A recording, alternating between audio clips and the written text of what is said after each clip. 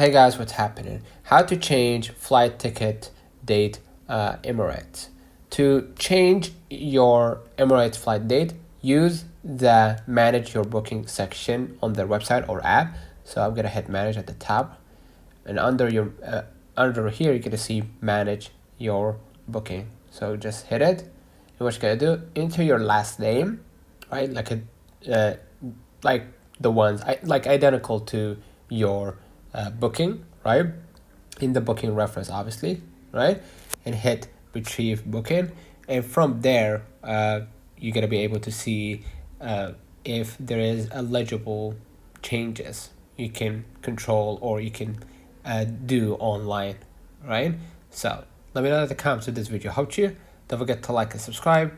See you in the next one, and don't forget, expect fees and fare differences payable online.